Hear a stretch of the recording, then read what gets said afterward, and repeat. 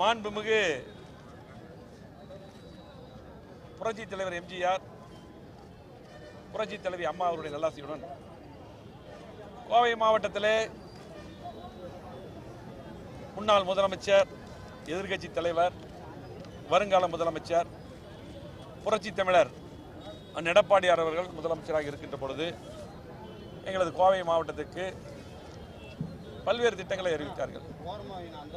அம்மா தந்த திட்டங்கள் மட்டுமல்ல, கேட்ட திட்டங்களை எல்லாம் கொடுத்து அம்மா ஆட்சியை சிறப்பான முறையிலே வழிநடத்தினார்கள். அந்த அடிப்படையிலே கோவை மாவட்டத்துக்கு 50 ஆண்டு இல்லாத வளர்ச்சியை எடப்பாடியார்கள் தந்தார்கள். அந்த வழியிலே கோவை மாவட்ட மக்களின் 25 ஆண்டுகால கனவு திட்டம் ஆத்துப்பாலம், உக்கடம், போக்குவரத்து நெரிசலை குறைக்க, மேம்பாலம் அமைக்க 2014-12-2011 அன்று நடைபெற்ற மாவட்ட ஆட்சியர் மாநாட்டிலே மாண்புமிகு அம்மா அவர்களால் அறிவிக்கப்பட்டு, அப்பொழுது நெடுஞ்சாலைத்துறை அமைச்சராகவும் அதுக்கு பின்னால் முதலமைச்சராகவும் வந்த எங்களது பொதுச்செயலாளர் எடப்பாடியார் அவர்கள் கோவை மாவட்ட மக்களின் மேல் மிகுந்த அன்பை கொண்டவர். அந்த அடிப்படையில் அப்பொழுதும் அவர் அமைச்சராக இருக்கும் பொழுதே இந்த திட்டத்தை அம்மா அறிவித்தவுடன் தொடர்ந்து வேலைகளெல்லாம் பார்த்து நமக்காக தந்தார்கள். 29/4/2018 அன்று மாண்புமிகு முன்னாள் தமிழ்நாடு முதலமைச்சர் அண்ணன் எடப்பாடியார் அவர்களால் 216 கோடி நிதி ஒதுக்கப்பட்டு பாலம் கட்டும் பணிக்கு அடிக்கல் நாட்டப்பட்டது. அதில் பார்த்தீங்கன்னா 127 கோடி பாலம் பணிக்கும் 82 கோடி நில எடுப்புக்கும் அனுமதி அளித்தார்கள். 27/10/2018 தமிழக முதல்வராக இருந்த அண்ணன் எடப்பாடியார் அவர்கள் பாலப்பணிகளை நேரில் ஆய்வு செய்து விரைவாக இந்த பாலத்தை முடிக்க வேண்டும் என்று உத்தரவிட்டார்கள். 9/2/2021 அன்று மேம்பால பணிக்கு கூடுதலாக 265.44 நிதி ஒதுக்கீடு செய்து அடிக்கல் நாட்டப்பட்டது. கூடுதல் நிதி. பாலத்தின் மொத்த நீளம் 3.80 கிலோமீட்டர் மதிப்பு, 481.44 கோடி மதிப்பீட்டிலே இந்த திட்டத்தை நமக்கு அளித்த முன்னாள் முதலமைச்சர், வருங்கால முதலமைச்சர், புரட்சி தமிழர் அண்ணன் எடப்பாடியார் அவர்களுக்கு கோவை மாவட்ட மக்களின் சார்பாக மனமார்ந்த அன்பு கலந்த நன்றியை அவருக்கு தெரிவித்துக் கொள்கிறோம்.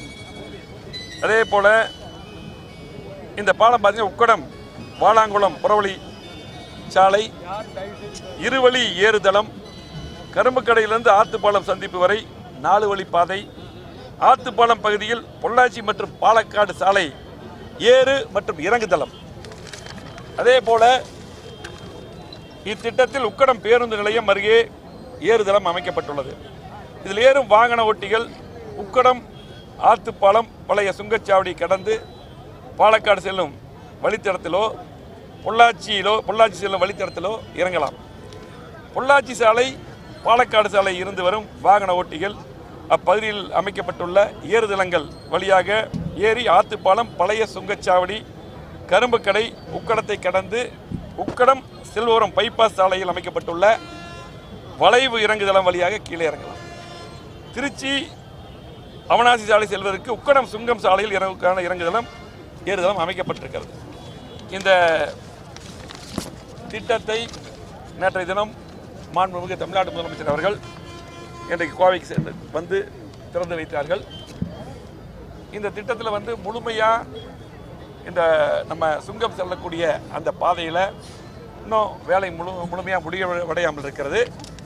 இன்றைக்கு திமுக ஆட்சிக்கு 3 வருடம் ஆகிறது. அதாவது நிதி ஒதுக்கப்பட்டு அரசாணை வெளியிட்டு அந்த பால வேலையும் அதிகமாக முடிக்கப்பட்டு எடப்பாடியார் முதலமைச்சராக இருக்கும்போதே முடித்தது.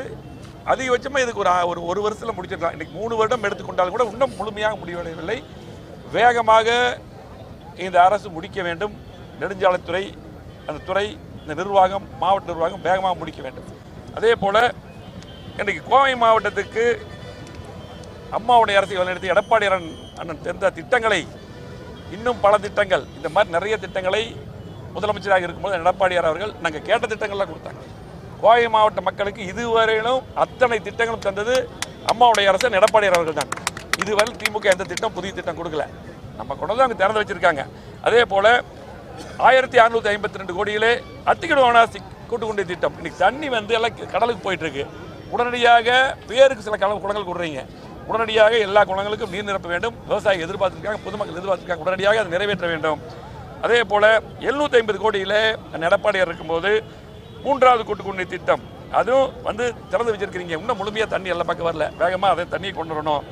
அதே போல் 1621 கோடியிலே லட்சுமில் முதல் சின்னியம்பாளையம் வரை 10 கிலோமீட்டருக்கு உயர்மட்ட மேம்பாலம் எடப்பாடியார் அவர்கள் இன்றைக்கு அன்பு கலந்த இன்றைக்கு இந்த மாவட்ட மக்கள் மேல் இருந்த அன்பினால் அற்புதமான திட்டத்தை தமிழ்நாட்டில் அவ்வளோ பெரிய பாலமே இல்லை, நம்ம கோவை மாவட்ட மக்களுக்கு கொடுத்தாரு. அந்த பாலத்தையும் இந்த அரசு வேகமாக முடிக்க வேண்டும். அதே போல் விமான நிலைய விரிவாக்கம் எடப்பாடியார் இருக்கும்போதே சீஃப் செக்ரட்டரி அனுப்பி நான் தான் அமைச்சராக இருந்து மீட்டிங் போட்டு நிலநடுப்பெல்லாம் நிதி ஒதுக்கி முடிக்கப்பட்டிருக்கிறது, எடுத்துட்டு இருக்காங்க. இன்றைக்கி எல்லாம் ஓரளவுக்கு முடிஞ்சிச்சு. அது உடனடியாக விமான நிலைய விரிவாக்கத்தை கொண்டு வர வேண்டும். இப்போ கூட பார்த்தீங்கன்னா நேற்றைய தினம் வெளிநாட்டுக்கு ஒரு விமானம் போகுது, இன்றைக்கு காலையிலேருந்து போகுது. அது கூட நம்ம இண்டிகோ மேனேஜருக்கு போய் நாங்களாம் பால் சொல்லிட்டு அதை நீண்ட நாள் எதிர்பார்ப்பு விரிவாக்கம் ஆச்சுதுன்னா இன்னும் பார்த்தீங்கன்னா இன்னும் துபாய் நேரடியாக இன்னும் நிறைய கண்ட்ரிக்கு போகும். எங்களுடைய கோயம்புத்தூருக்குரிய தொழில் உற்பத்தி பெருகும். அதே போல் கட்டமைப்புகள் பெருகும். நிறைய ஐடி கம்பெனியெலாம் வருவாங்க. உடனடியாக விமான நிலை விரிவாக்கத்தை செய்யணும். அதே போல் வெள்ளூர் பேருந்து நிலையம் டிராஃபிக் குறைக்கிறதுக்காக தான் ஆரம்பித்தோம். அது பாதியில் அப்படி நிறுத்திருக்கீங்க. அதையும் வேகமாக முடிக்க வேண்டும். பார்த்தீங்கன்னா அதே போல் 1500 கோடியில் ஸ்மார்ட் சிட்டி திட்டத்தில் நம்ம நிறைய இங்கே இருக்கிற குளங்கள் எல்லாமே மேம்படுத்தணும். அதை பராமரிப்பு இருக்கிறது, அதை பராமரிக்க வேண்டும் கோவை மாநகராட்சி. அதே போல் 290 கோடி மதிப்பில் அரசு மருத்துவக் கல்லூரி மருத்துவமனை 100 விழா கட்டணம்லாம் கட்டி கொடுத்தோம். இன்னைக்கு அரசு மருத்துவமனை சுத்தப்படுத்தப்படாமல் இருக்கிறது. அதையெல்லாம் நல்ல முறையில் சுத்தப்படுத்த வேண்டும் என்பதையும் கேட்டுக்கொண்டு, அதே போல் பார்த்திங்கன்னா 230 கோடியில் நொய்யல் புனரமைப்பு எடப்பாடியார் அவர்கள் 100 ஆண்டுகளாக அது யாரும் செய்யலை, அதை செஞ்சு கொடுத்துருக்காரு. அதுவும் வந்து பராமரிக்க வேண்டும் என்று கேட்டு இன்னும் சொல்லிகிட்டே போகலாம். 194 கோடியில் காந்திபுரம் 2 அடுக்கு மேம்பாலம்.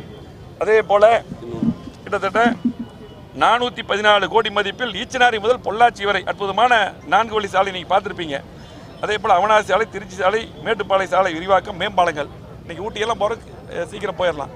அதே போல் இன்றைக்கி பார்த்து வெஸ்டர்ன் பைபாஸ் அண்ணன் இருக்கும்போதே நில எடுப்புக்கெல்லாம் நிதி ஒதுக்குறாங்க எடப்பாடியார் இருக்கும்போதே. அது இப்போ கொஞ்சம் தான் ஆரம்பிச்சிருக்காங்க. அதையும் வேகமாக முடிக்க வேண்டும் என்று சொல்லி, அதே போல் குறிச்சிக்குளம், வாளாங்குளம், முத்தனகுளம், செல்வசிந்தாமணி குளம், பெரிய குளம், குமாரசாமி குளம், கிருஷ்ணான்பதி குளம் ஆகிய 7 குளங்கள் ஸ்மார்ட் சிட்டியில் மேம்படுத்தப்பட்டது. அதை பராமரிக்க வேண்டும் என்று கேட்டு, அத்தனை திட்டங்களும் அம்மாவுடைய அரசு எடப்பாடியார் முதலமைச்சராக இருக்கும்போது, நான் இங்கே உள்ளாட்சித்துறை அமைச்சராக இருக்கும்போது, இங்கே இருக்க சட்டமன்ற உறுப்பினர்களாக இருக்காங்க, முன்னாள் அமைச்சர் இருக்காங்க, எல்லாம் ஒற்றுமையோடு இந்த திட்டங்களை கேட்டு எடப்பாடியார் அவர்கள் கோவை மாவட்ட மக்களின் மேல் இருந்த அன்பினால் கேட்ட திட்டங்களை பூரா கொடுத்தார். செய்ய முடியாத திட்டங்கள் கோவை மாவட்டத்துக்கு இதெல்லாம் வருமான் கனவு திட்டமாக இருந்தது பூரா கொடுத்து 50 ஆண்டு காலத்தில் இல்லாத வளர்ச்சியை எங்களது முன்னாள் முதலமைச்சர், வருங்கால முதலமைச்சர் எடப்பாடியார் அவர்கள் கொடுத்தார்கள். ஆகவே இந்த பாலப்பணி இன்றைக்கி நாங்கள் பார்த்தோம். எல்லாமே நாங்கள் எல்லாருமே எம்எல்ஏ, அதே போல் முன்னாள் அமைச்சர் முக்கியவங்கள்லாம் எல்லாம் வந்து இந்த பாலத்தையெல்லாம் பார்வையிட்டோம்.